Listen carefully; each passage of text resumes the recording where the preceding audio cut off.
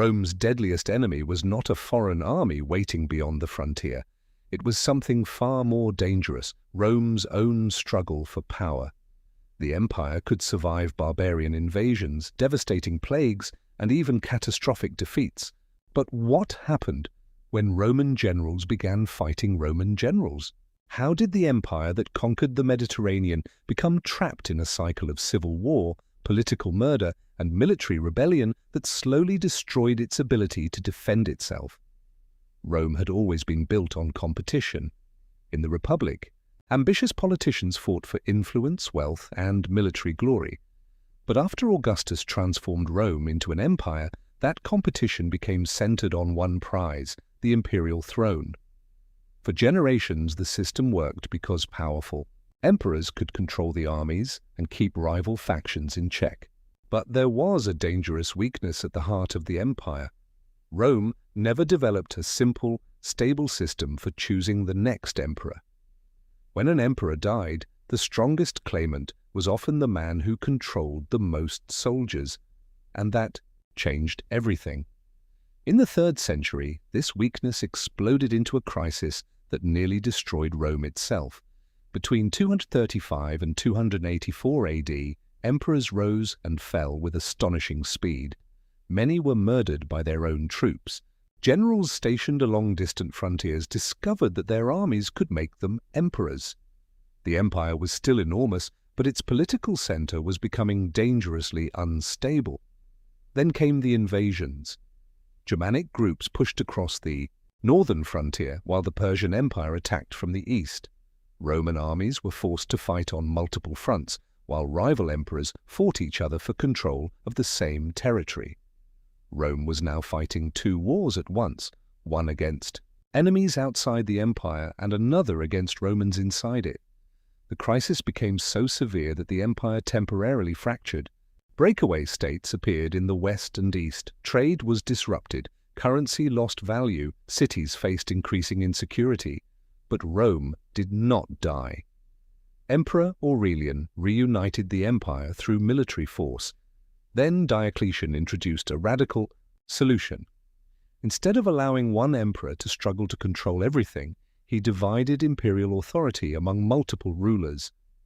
The system restored stability, but it also revealed the deeper problem. The empire had become so large and complicated that keeping it united required extraordinary political and military power. Then Constantine emerged. After another brutal civil war, Constantine defeated his rivals and became sole emperor. He transformed the political landscape, founded Constantinople, and gave Christianity unprecedented imperial support.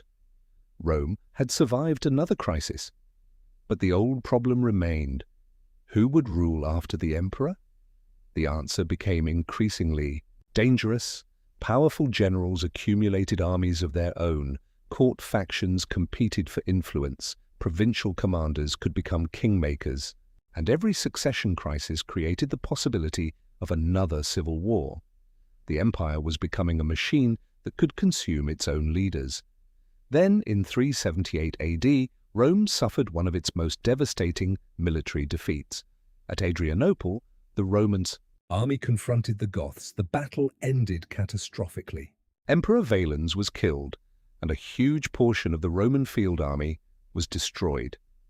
The defeat exposed something Rome had tried to hide. Its armies were no longer invincible, but the empire still had enormous resources. The eastern provinces remained wealthy. Constantinople grew stronger. Roman administrators continued collecting taxes. Roman soldiers still guarded the frontiers. The real danger was not that Rome suddenly became weak. It was that the empire increasingly struggled to act as one. In 395 AD, Emperor Theodosius III died, and the empire was divided between eastern and western imperial courts. The eastern half possessed stronger economic resources and major cities such as Constantinople and Alexandria. The western half faced enormous military pressure with a weaker financial base, and the Western government increasingly depended on powerful military commanders. This created a deadly cycle. The emperor needed generals to defend the empire. The generals needed armies to protect their own power, and the armies could decide which emperor lived or died. Meanwhile, groups once considered outsiders were becoming deeply connected to Roman politics and warfare. Goths, Franks, Burgundians, and other peoples entered Roman territory as soldiers, settlers, allies, and enemies. Some fought for Rome, some fought against Rome, and sometimes they did both. The distinction between Roman and barbarian became increasingly complicated. Then came the shock that shattered Rome's psychological security. In 410 AD, the Visigoths under Alaric entered Rome and sacked the city. For centuries, Rome had represented power itself. Now a foreign army had walked through its gates, but even then, the empire did not immediately collapse. The Western government survived. The Roman state survived, and the Eastern Empire remained powerful. So what actually destroyed the West? The answer was not one invasion. It was the combination of political fragmentation, civil wars, economic strain, military pressure, and the gradual loss of territory that funded the imperial government. One loss was particularly devastating. North Africa. The region had been a major source of wealth and grain for the Western Empire. When the Vandals seized control of North Africa in the 5th century, the Western government lost crucial resources. The empire was losing territory, and every lost province meant fewer taxes, fewer soldiers, and fewer resources to recover what had been lost. Then the cycle accelerated. Weak emperors depended on generals. Generals competed for power. Civil wars weakened the army. Weakened armies allowed enemies to seize territory. Lost territory reduced imperial revenue. Reduced revenue made the army weaker, and the weaker army made the next crisis even more dangerous. Rome was no longer simply fighting its enemies, it was fighting the consequences of its own political system. By the middle of the 5th century, emperors in the West increasingly became symbols rather than true rulers. Real power often rested with military commanders. One of the most powerful was Flavius Aetius, who fought to hold together the remaining Western territories. After his assassination, the political balance became even more fragile. Then came another blow.